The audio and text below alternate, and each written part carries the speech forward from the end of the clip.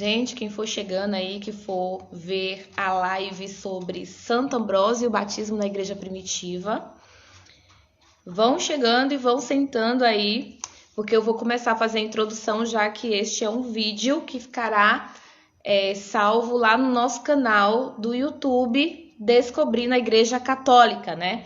E mãe de gêmeos não tem tempo de ficar gravando vídeo, editando, aquela coisa toda bonitinha. Então, a forma como que eu encontrei de gravar os meus vídeos pro YouTube é fazendo live, porque já fica tudo bonitinho, tudo arrumadinho. E aí fica mais fácil pra mim, porque é só salvar e jogar pra lá. E eu tô com muita saudade de gravar live. Eu tava olhando o meu canal no YouTube, tem 2 meses que eu fiz a última live pro canal. E eu falei, né? É a vida de mãe. Fazer o quê? É assim que funciona a coisa, né? Quando a gente tem 2 bebês gêmeos em casa, a gente fica realmente na dependência dessas crianças, deles dormirem e da rotina, enfim, tudo isso tem muito impacto na minha produção de conteúdo, na minha capacidade de leitura, enfim. Há muito tempo já que essa aula está pronta, né? Hoje nós vamos falar sobre o batismo na igreja primitiva e nós vamos usar hoje como fonte Ambrósio de Milão, mais conhecido como Santo Ambrósio. Santo Ambrósio, que é assim um dos pais da igreja, por quem eu tenho grande consideração, já que Santo Ambrósio foi mentor espiritual de Santo Agostinho, né? Quem é católico aqui sabe com certeza quem é Santo Agostinho, né? Quem não é católico também provavelmente já ouviu falar de Santo Agostinho. Ele é um dos principais santos, né, e doutores da Igreja Católica, e ele é admirado e conhecido e respeitado por várias vertentes aí do cristianismo, né, não só do catolicismo. E é muito interessante porque quando eu estava lendo Confissões, né, e Santo Agostinho, em um determinado momento, ele vai falar sobre a conversão dele, né? Então, Santo Agostinho ele começa falando sobre a sua infância e depois ele vai desenvolver a sua vida até a sua conversão. E ele vai dizer, no período que ele estava lá no maniqueísmo, que era uma seita da época, muito comum da época, e ele ainda está vivendo aquele vazio, ainda está tentando descobrir onde está a verdade, né? Ele que até então não achava que a verdade poderia estar na Igreja Católica, isso são palavras dele. Ele conhece Santo Ambrósio, que na época era bispo da Igreja de Milão, então ele era bispo em Milão, e Santo Agostinho vai ter então seu primeiro contato com Santo Ambrósio, e é por causa de Santo Ambrósio que Santo Agostinho consegue romper uma barreira, que era a desconfiança que ele tinha em relação à Igreja Católica. E isso é espetacular, né? E eu quero falar um pouquinho mais dessa relação de Santo Agostinho com Santo Ambrósio. Primeiro, eu quero explicar para vocês quem foi Santo Ambrósio, tá? Santo Ambrósio, ele é um dos pais da igreja, né? Ele nasceu por volta do ano 334, então ali no século IV.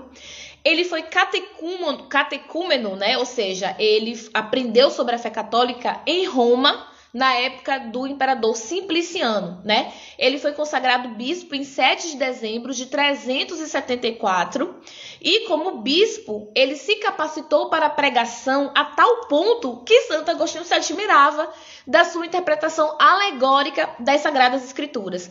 É muito importante falar aqui que Santo Agostinho ele tinha muitas dificuldades com o estudo das Sagradas Escrituras. Ele não conseguia entender o que significava aquilo que estava escrito nas Sagradas Escrituras, né? Então ele lia e aquilo para ele não fazia sentido, ele não conseguia depreender muita coisa daquilo.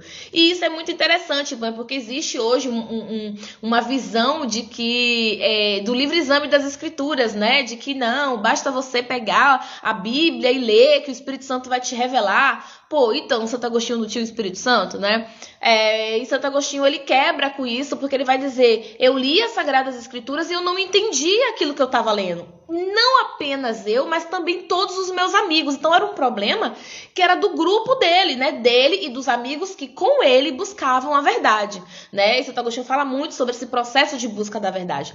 E é apenas quando ele conhece Santo Ambrósio, né, que é bispo na época, que ele vai então começar a entender, através das explicações que Santo Ambrósio dá das Sagradas Escrituras, dos significados das Sagradas Escrituras, que ele começa a entender a Bíblia. E ele vai falar assim, por causa de Santo Ambrósio, por causa daquele grande homem, né? E Agostinho tem uma admiração enorme por Santo Ambrósio, ele vai falar que é um homem extremamente santo, né? Um grande homem de seu tempo. Por causa das explicações dele é que ele, de fato, vai começar a entender as Sagradas Escrituras e ele vai começar a perceber que, de repente, a Igreja Católica, que era aquela igreja que ele renegava, que ele achava que não continha a verdade, era, de fato, onde estava a única verdade. Então, para vocês verem a importância, né, que Santo Ambrósio teve na história do cristianismo, né, e também na vida de Santo Agostinho, que é um dos maiores pais da igreja e um dos maiores doutores da igreja. E, inclusive, foi Santo Ambrósio que batizou Santo Agostinho, né? Olha que incrível. Então, quando eu peguei esse livro para ler, esse livro aqui, Santo Ambrósio vai falar sobre a explicação do símbolo, que é o creio dos apóstolos. Ele vai falar sobre os sacramentos, sobre os mistérios e sobre a penitência, tá? Então, essa é uma obra relativamente pequena, né, de Santo Ambrósio, mas muito densa em teologia, né? Todos que estão chegando aí, gente, sejam bem-vindos. Salve Maria! Né? Vamos rezar também para que os gêmeos não acordem e interrompam a nossa live, tá? Gente, continuando, Santo Ambrósio, ele era conhecido no mundo inteiro na sua época, tá? Ele era conhecido como um dos mais fiéis servidores de nosso Senhor Jesus Cristo, ok? Santo Ambrósio morreu, né? E foi enterrado, inclusive, junto aos corpos de dois grandes mártires do século II, Potássio e Gervásio. Na minha live sobre Eusébio de Cesareia, eu falo sobre esses dois mártires. Foram dois grandes mártires da igreja primitiva, né? São dois proto-mártires, como a gente pode dizer. E, inclusive, quando a igreja descobre o corpo deles, onde o corpo deles estava enterrado, e translada o corpo deles para a tumba onde os cristãos eram enterrados, né? Um doente, ou foi o corpo de um morto, eu já não lembro mais o detalhe, tocou no lençol que cobria, né, as relíquias desses dois santos, né, os ossos, né, desses dois santos, e imediatamente a pessoa ressuscitou, foi curada, porque eu não consigo lembrar agora se foi uma questão de ressuscitar ou de ser curada, né? Então houve um milagre aí através das relíquias de Gervásio e Potássio. Então são dois grandes mártires do século II, são lembrados pela igreja até os dias de hoje, e Santo Ambrósio, na época de sua morte, foi enterrado junto aos corpos desses dois grandes mártires, né, que eram conhecidos aí pelos milagres que ainda aconteciam através de seus corpos, né? Bom, eu quero falar hoje exclusivamente sobre a teologia de Santo Ambrósio em relação ao batismo.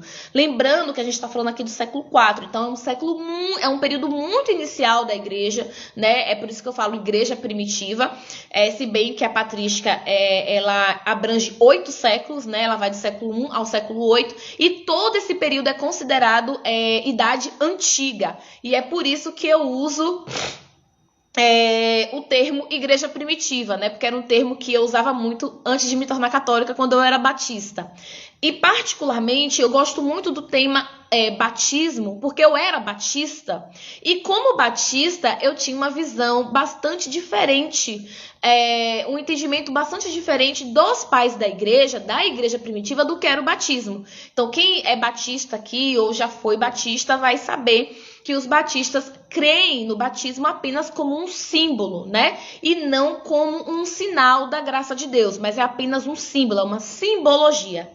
E quando eu fui estudar a história da igreja primitiva, eu descobri que o batismo não é apenas um símbolo, não é uma representação, né? O batismo é um sacramento de fato, ou seja, é um sinal da graça divina, né? E que tem poder, sim, que tem efeito, de fato, na vida do batizado.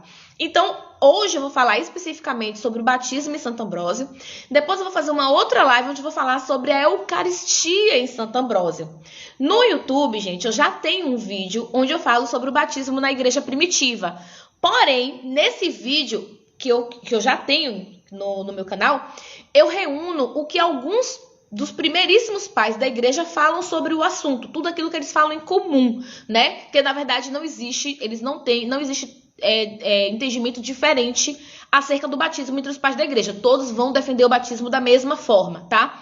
Então, nesse primeiro vídeo, eu falo sobre a Didaquê, falo sobre a Carta de Barnabé, falo sobre Justino de Roma, Irineu de Leão e Santo Agostinho. Então, o que todos eles falaram sobre o batismo, tá? Então, e vocês vão ver que é extremamente semelhante, todos falam exatamente a mesma coisa.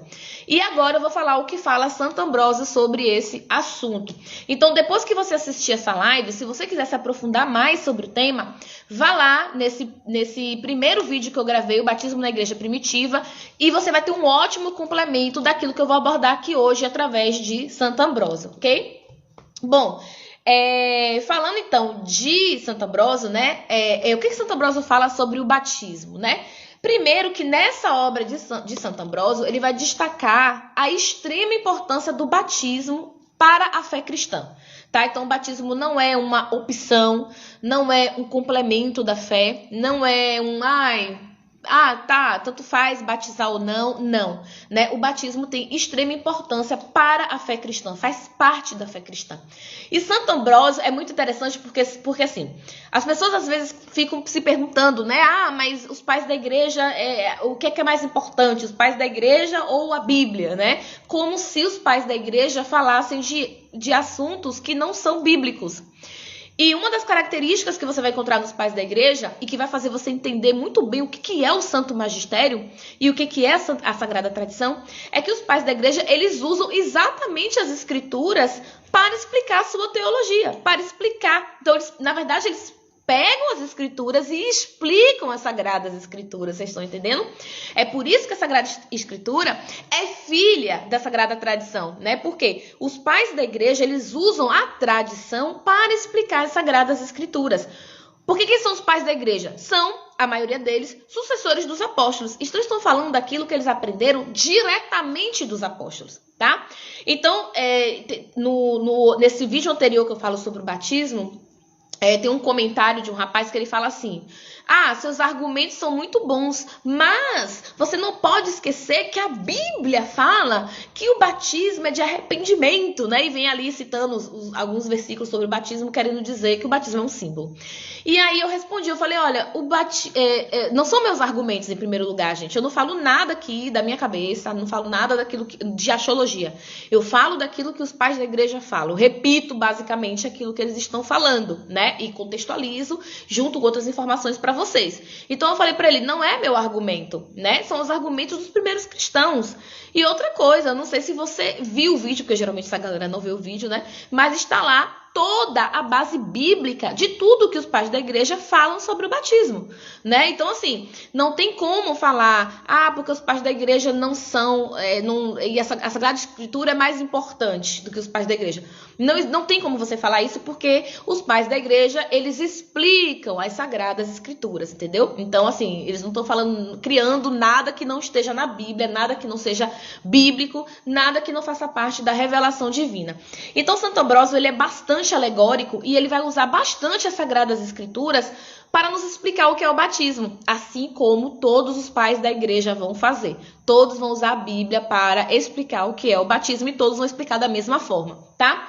E aí, Santo Ambrósio, ele começa relembrando, né, o Velho Testamento. E ele começa identificando no Velho Testamento os sinais do batismo, os sinais que Deus profetizou do batismo pra gente, né, da importância do que viria a ser o batismo na vida do cristão, né, na vida daqueles que seguiriam a Cristo. Então ele começa relembrando a passagem do Mar Vermelho pelo povo hebreu, né, que para ele é uma alusão ao batismo nas águas, onde ao passar por esta fonte, deixamos para trás as coisas terrenas para as celestes. E ele também vai lembrar que o próprio dilúvio é uma prefiguração do batismo, né? Então a gente tem a passagem do Mar Vermelho pelo povo hebreu, né? Então o mar está ali prefigurando o batismo, ok? Porque através do batismo nós estamos deixando para trás todas as coisas terrenas, né? E estamos caminhando para a terra prometida. Então estamos caminhando para as coisas celestes. E temos também o dilúvio, né? Que é uma prefiguração do batismo. E aí ele fala, o dilúvio é o meio pelo qual o justo é preservado para semear a justiça e fazer morrer o pecado. Por quê? Porque o dilúvio é o quê? O mundo se acaba na água, né? Então todas as coisas terrenas, elas se acabam quando nós somos batizados na água, certo? E ali morre todo o pecado e só vive a justiça, que é exatamente o que acontece no dilúvio. E eu achei muito engraçado quando ele faz essa alegoria com o dilúvio, porque eu nunca tinha pensado no dilúvio em termos de batismo, né? Eu nunca tinha tido contato com essa teologia, né? Com essa forma de enxergar os acontecimentos do Velho Testamento. Eu achei isso incrível. E Santo Ambrósio ele ainda vai falar, né? O batismo não é este dilúvio onde todos os pecados são desfeitos e onde somente são ressuscitados o Espírito e a graça do justo. Repara que ele fala, não é o batismo este dilúvio onde todos os pecados são desfeitos. Ele está falando ali de uma efetividade do batismo, né? No batismo, todos os pecados são desfeitos. Quando você vai para os outros pais da igreja, eles vão falar exatamente a mesma coisa. O batismo, como sacramento, como sinal da graça divina, ele tem o poder de apagar os pecados, né? Todos os pecados cometidos até o momento do seu batismo, ele é apagado, incluindo aí o pecado original. Ok? E é por isso que nós batizamos crianças também, né? Porque fala assim, mas criança não tem pecado. Mas a criança nasce com o pecado original. E o pecado original, que é o quê? Que é a desobediência, ela é ali apagada, né? Ela é ali destruída através do batismo. Do Velho Testamento ele vai fazer essas citações, né? Do dilúvio e da abertura do Mar Vermelho, como prefigurações do batismo. E no Novo Testamento, ele vai lá para o Evangelho de João, capítulo 5, versículo 4, né? Então ele vai tanto no Velho Testamento como no Novo Testamento. E ele vai contar a história, ele vai narrar, né, o que está escrito lá em João, que fala do anjo que descia uma vez por ano para agitar as águas da... Tá passando um caminhão. Peraí, viu, gente? Deixa eu passar esse caminhão. Uma hora dessa, passando um caminhão pesado na rua. Pronto. Lá em João, né, é narrada a história de um paralítico que ficava à beira de uma piscina, que uma vez por ano descia um anjo que agitava as águas dessa piscina. E ao agitar as águas dessa piscina, o primeiro doente que entrasse nessa água era curado, né? Então ele fala, né, um anjo descia em certo momento na piscina. E todas as vezes que o anjo descia, a água se agitava. E aquele que nela descesse primeiro ficava curado de qualquer doença que retinha. E ele vai dizer que essa passagem ela também representa a figura de nosso Senhor Jesus Cristo que viria e do batismo, né? Ele fala sobre esse versículo. Muitos doentes ficavam à beira da piscina, mas apenas um era curado. E Jesus disse ao paralítico, né? Desce as águas. Ao qual o paralítico responde. Olha que interessante. Na tradução de Santo Ambrósio ele fala, a qual o paralítico responde, não tenho homem. Na minha tradução, que é a Bíblia de Jerusalém, ele fala, o paralítico responde, não tenho ninguém para me pôr na água. E Santo Ambrósio então vai explicar isso. Ele vai dizer que aquele paralítico precisava que outro homem o carregasse para que ele fosse curado. Então ele vai dizer o seguinte, que nessa passagem quer dizer que outro homem deveria morrer por todos os outros homens, né? Deveria carregar todos os outros homens para que estes fossem curados. Então, esse anjo que agita a água é uma prefiguração de nosso Senhor Jesus Cristo, e essa piscina que é agitada por esse anjo, que representa nosso Senhor Jesus Cristo, é então o batismo, né? Onde todos nós somos curados e salvos de nossos pecados. Eu achei incrível essa explicação de Santo Ambrósio. Realmente eu entendo porque que Santo Agostinho vai dizer que só começou a entender muitas passagens das Sagradas Escrituras com Santo Ambrósio, porque de fato eu nunca tinha pensado nessa passagem de João, né, capítulo 5, né, desse anjo que desce até a piscina, dessa forma. E só realmente, né, um sucessor apostólico, alguém que aprendeu, né, ali da tradição dos apóstolos para explicar pra gente corretamente o significado das coisas. Então, para vocês verem que como que a Bíblia vai ganhando até um novo significado, a gente vai entendendo melhor o que está escrito ali quando a gente começa a estudar os pais da igreja. Maria Cecília tá tossindo. Ai, gente. Maria Cecília tá chorando. Eu vou ter que acudir a menina. Então eu vou fazer o seguinte. Ai, que pena. Deixa eu ver se ela vai voltar a dormir. Não vai. Eu vou encerrar a live. Vou acudir Maria Cecília. Vou salvar essa live e volto pra dar continuidade que a gente tava falando. Depois eu junto tudo e coloco lá no YouTube, ok, gente? Então fiquem aí, não vão embora. Vou.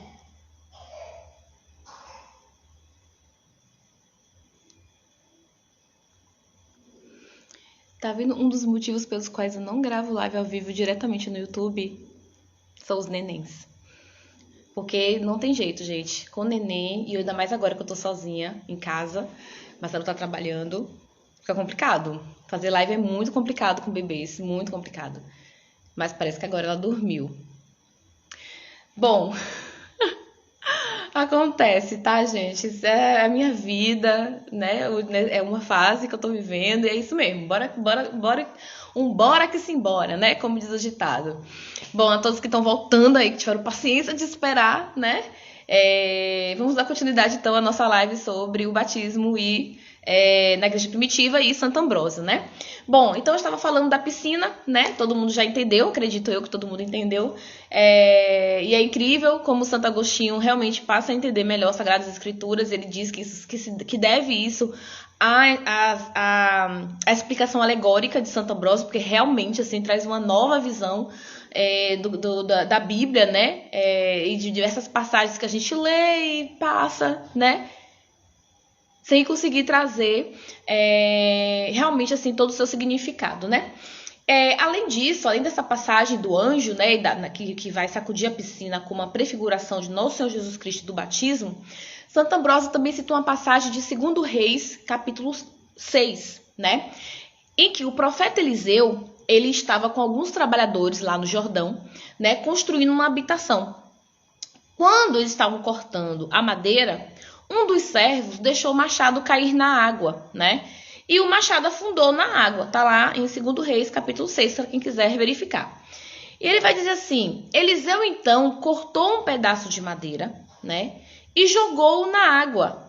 E o machado, que era de ferro, por isso que ele afundou, então submergiu, né? Então ele veio novamente à tona. E Santo Ambrósio vai dizer que essa passagem é também uma prefiguração, né? A madeira que Eliseu cortou e jogou na água, ela representa a cruz de Cristo. E o ferro, que era o machado que afundou na água, né? Ele representa a enfermidade e o pecado de todos os homens.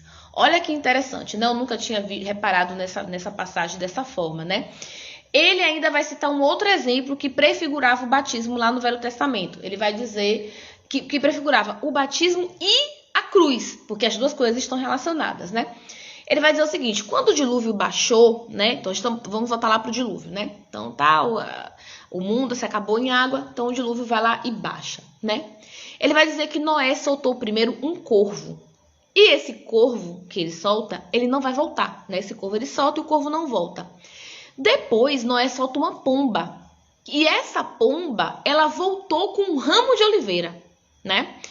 E ele fala assim: ora, vamos pegar agora todos os elementos do dilúvio, né? Da passagem do dilúvio. Ele fala: vês a água, que é a água do dilúvio, vês a madeira, que é o barco, né?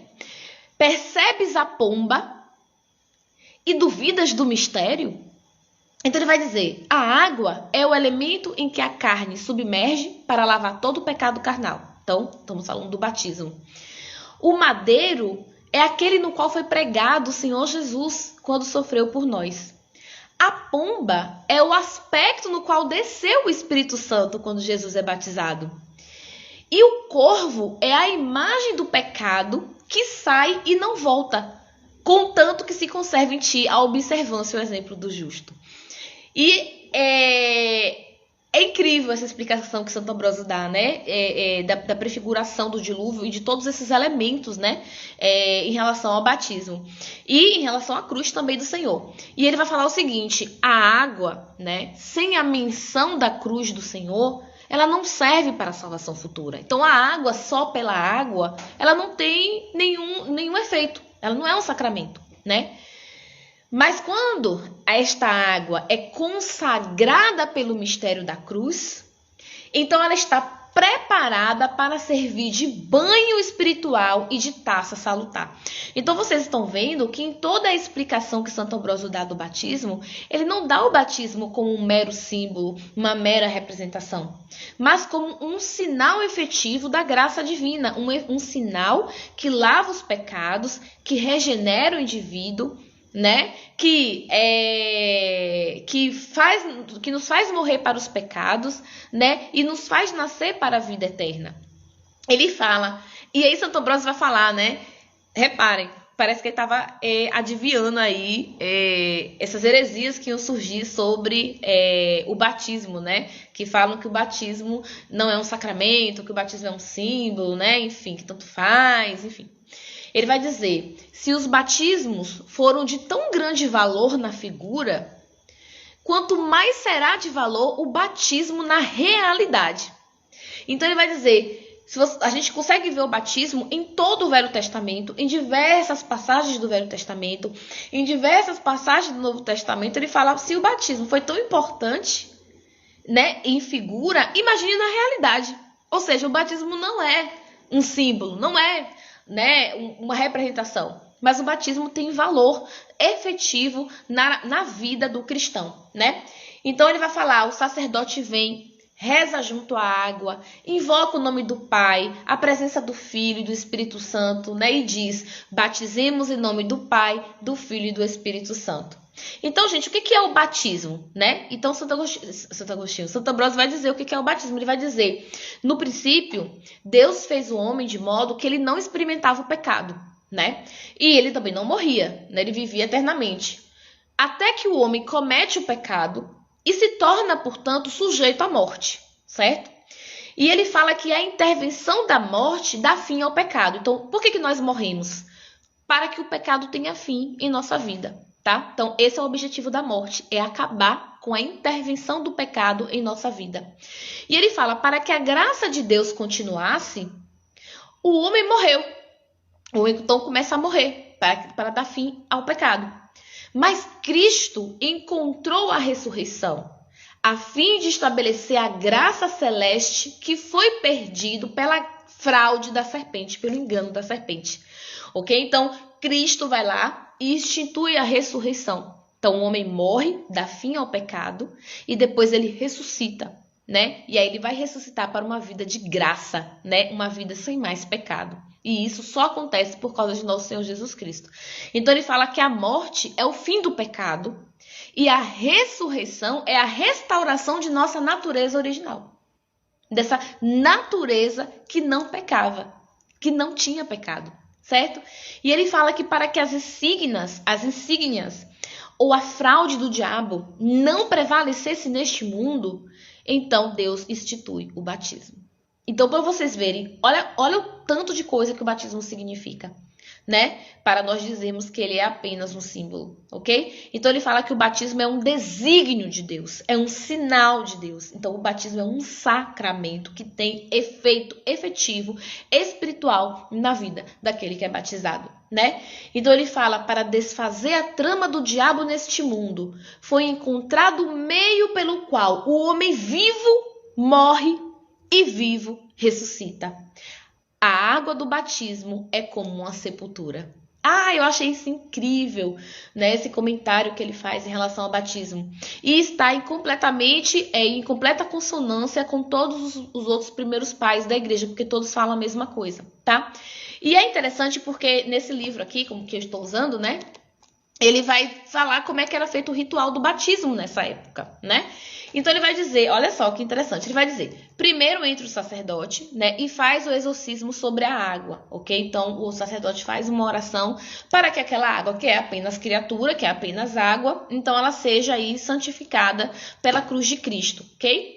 Depois que o sacerdote faz a invocação e ora para que a fonte seja purificada e desça nela a presença da Trindade, porque nós batizamos em nome do Pai, do Filho e do Espírito Santo, né? Então, da Santíssima Trindade.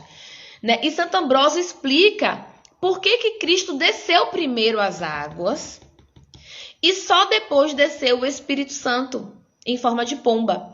E ele vai dizer que por que o batismo de nosso Senhor Jesus Cristo se dá nessa ordem, né? Primeiro Jesus entra e ele é batizado, e só depois que ele é batizado é que desce a pomba em forma do Espírito Santo, né? Ele fala que era para que não parecesse que o próprio Senhor tivesse necessidade de santificação. Porque, na verdade, quem santifica a água é o nosso Senhor Jesus Cristo. Então, aquele batismo de João Batista, que até então era um batismo de arrependimento, não era um sacramento, não era um sinal da graça divina, né? Ali sim era uma coisa, era um batismo que era uma prefiguração, era um batismo só de arrependimento.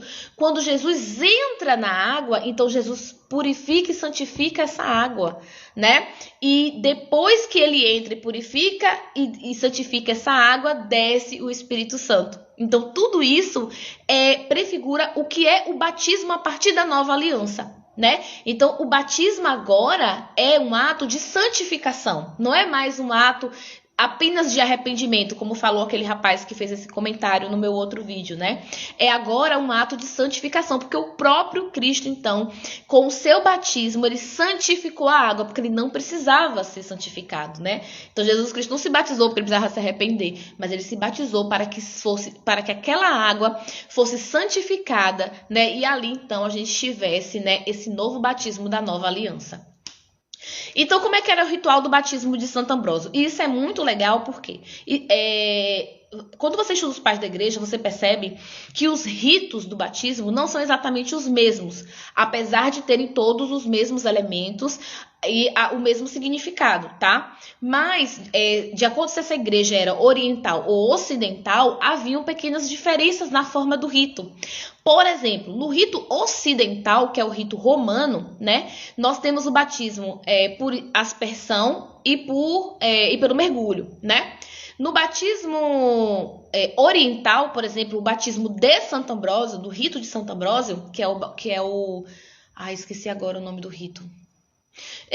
Nós temos todo um processo que acontece para que essa pessoa seja batizada. Vou dar um exemplo aqui. Ele fala, né, que quando a pessoa ia ser batizada, eu vou falar aqui de batismo adulto, eram feitas 3 perguntas ao batizado. Então, primeiro se perguntava ao batizado: crês em Deus Pai Onipotente? Aí o batizado tinha que responder: creio. Aí ele dava o primeiro mergulho, né? Depois, o sacerdote fazia uma outra pergunta: crês em nosso Senhor Jesus Cristo e na sua cruz? Aí o batizado respondia: creio. E novamente um novo mergulho. Depois ele perguntava uma terceira vez: crês no Espírito Santo? E aí o batizado respondia: creio. E então ele era mergulhado na água uma terceira vez, né? E ele fala que era feito dessa forma a fim de que essa tríplice confissão absorvesse as inúmeras faltas da vida passada. Mais uma vez, ele faz referência, né, a esse sinal do batismo que tem o poder de apagar, de absorver as faltas que aquele pecador, que aquele batizado, né, tinha cometido até o momento do seu batismo, tá? Então não é um símbolo, né? Então ele fala: quando entramos na água, nós recebemos um símbolo da morte, um símbolo da sepultura, né? E o sacramento da cruz, né? Nós somos crucificados junto com Jesus Cristo, ok? Então ele fala aqui: conforme a interpretação dos apóstolos, olha só. Mais uma vez, vamos chegar agora novamente à tradição, né? O que é a tradição? A tradição não é um ensinamento que é contrário à Bíblia, que ensina coisas para além da Bíblia. A tradição é o ensinamento oral que os apóstolos passaram para os seus sucessores, né? Que vai explicar, que vai nos ajudar a entender as Sagradas Escrituras, que é o plano de revelação divina. É por isso que a gente, na Igreja Católica, nós temos esse tripé, né? Sagradas Escrituras, Sagrada Tradição e Sagrado Magistério, né? Então ele fala, conforme a interpretação dos apóstolos, o batismo é uma fonte de regeneração. E é exatamente o que vai falar Justino de Roma, é exatamente o que vai falar Irineu de Leão, é exatamente o que vai falar a Carta de Barnabé. O batismo é uma fonte de regeneração. Então você é regenerado quando você é batizado, né? Ele fala, no batismo, toda a culpa é desfeita, toda a culpa desaparece.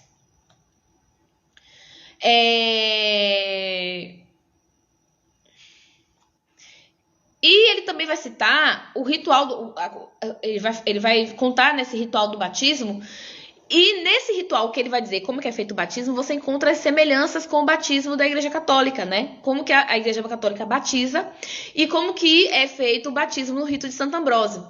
Então ele vai dizer que depois que você é mergulhado nas águas, essas 3 vezes, né? O batizado também recebe o mirum, que é um unguento na cabeça, né? Porque Salomão diz, a razão do sábio está na sua cabeça. Então, aquele óleo, aquele unguento, né? Que os nenéns e os adultos, né? Quando são batizados na igreja, que eles recebem, né? Também era feito para a igreja primitiva, né? Era feito primeiro para a igreja primitiva. E a igreja católica mantém até os dias de hoje essa tradição. E ele fala que depois do batismo, lá no caso da igreja oriental, o sumo sacerdote lava os pés do batizado. Então era feito também o ritual do lava-pés, né?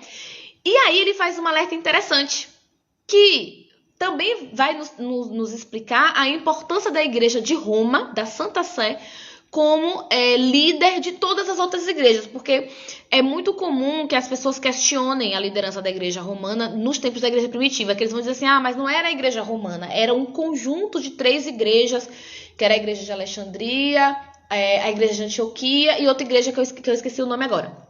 Então era esse conjunto de igrejas que liderava a igreja católica. Isso não é verdade, né? Por quê? Porque quando você vai para os pais da igreja, que são esses relatos dos primeiros séculos, todos eles vão deixar muito claro a importância da igreja de Roma como líder de toda a igreja católica, né? A última palavra, o último exemplo, né? O maior exemplo, né? E a última palavra, em ordem de importância, primeiro vinha a igreja de Roma. Então ele vai falar o seguinte...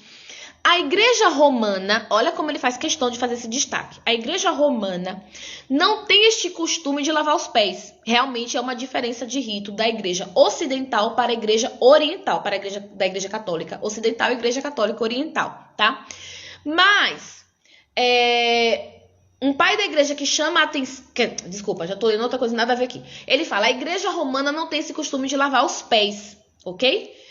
E ele vai falar assim... Nós desejamos em tudo seguir a igreja de Roma. Em tudo desejamos seguir a igreja romana.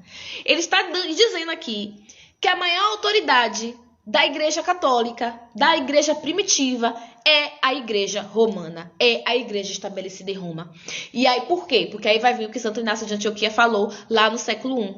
Porque a igreja que mais perseverou no amor foi a igreja romana, que foi estabelecida, fundada pelos apóstolos Pedro e Paulo, né? Então, gente, quando você vai para os pais da igreja, cai por terra essa ideia de que não, de que a igreja de Roma, ela nunca teve esse papel de liderança da igreja católica. A igreja católica, ela foi fundada sobre uma hierarquia, né? E a igreja romana, ela está no topo dessa hierarquia, abaixo, obviamente, de nosso Senhor Jesus Cristo, que é o cabeça dessa igreja, né?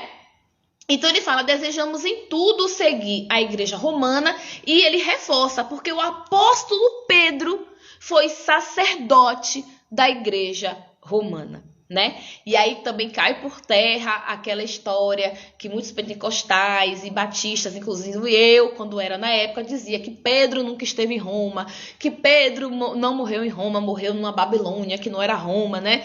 Eu não sei se... Eu já sei que, obviamente, muitas igrejas reformadas sabem que Pedro morreu em Roma, mas os pentecostais, neopentecostais, né, e as igrejas menos históricas, elas não criam lá suas teorias para negar a Igreja Católica de alguma forma. E ele vai reforçar que o apóstolo Pedro foi sacerdote, foi bispo de Roma. Logo, o apóstolo Pedro esteve em Roma, né? E foi martirizado em Roma. Então, assim, cai mais um mito, né, aí por terra de que o apóstolo Pedro nunca esteve em Roma, como eu já ouvi falar. É uma grande mentira, uma falta de conhecimento, uma grande desinformação, né? Então ele fala, em tudo nós desejamos seguir a igreja romana, porém, gente, era normal pequenas diferenças nos ritos das igrejas ocidentais e orientais, como é até os dias de hoje.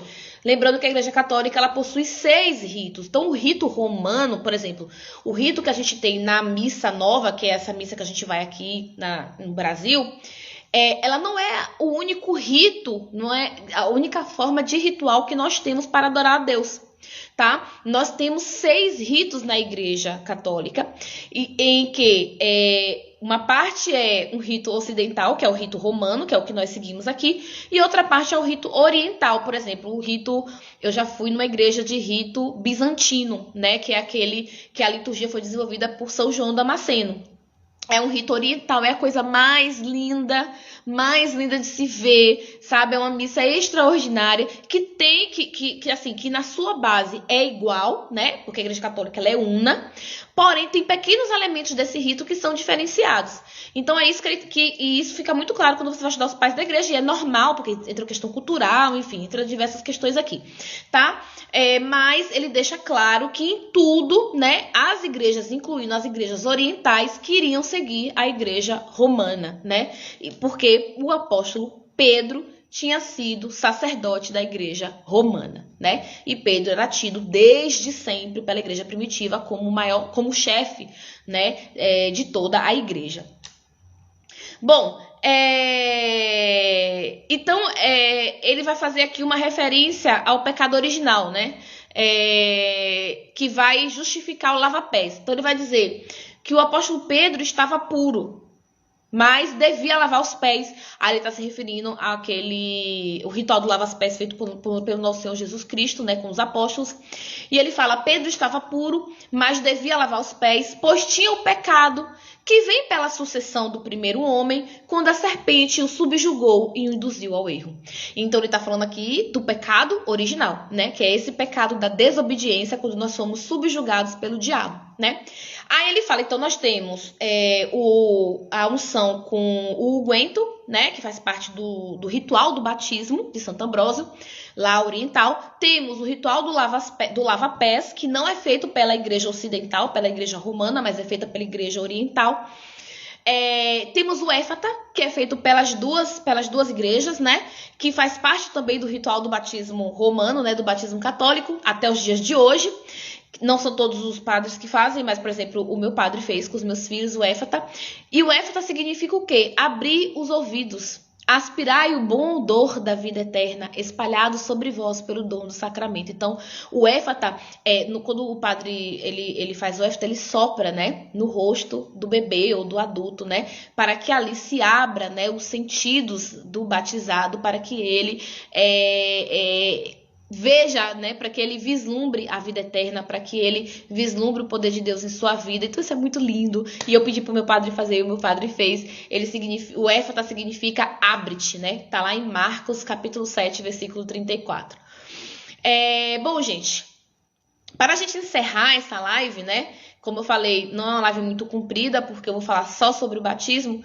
Santo Ambrósio deixa um conselho para os seus seguidores, para os seus discípulos, né? Que eu achei a coisa mais linda e que eu acho que casa muito com o que a gente está vivendo nos dias de hoje, né? Com a vida do cristão de forma geral. E eu vou falar aqui para vocês, né?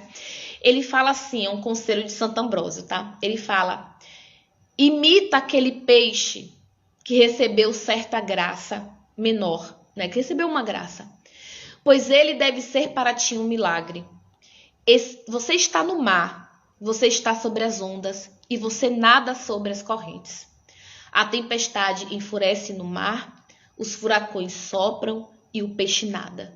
O peixe nada e não afunda, porque acostumou-se a nadar. Para ti, o mar é o mundo. Existem várias ondas, vagalhões, tempestades furiosas, Sê tu peixe, para que a onda do mundo não te submerja. E é com esse conselho de Santo Ambrósio, de uma forma totalmente alegórica, como era característica, né, de sua teologia, que eu vou encerrar essa live. Não sei se alguém tem alguma pergunta, mas eu espero que vocês tenham aproveitado de alguma forma, né?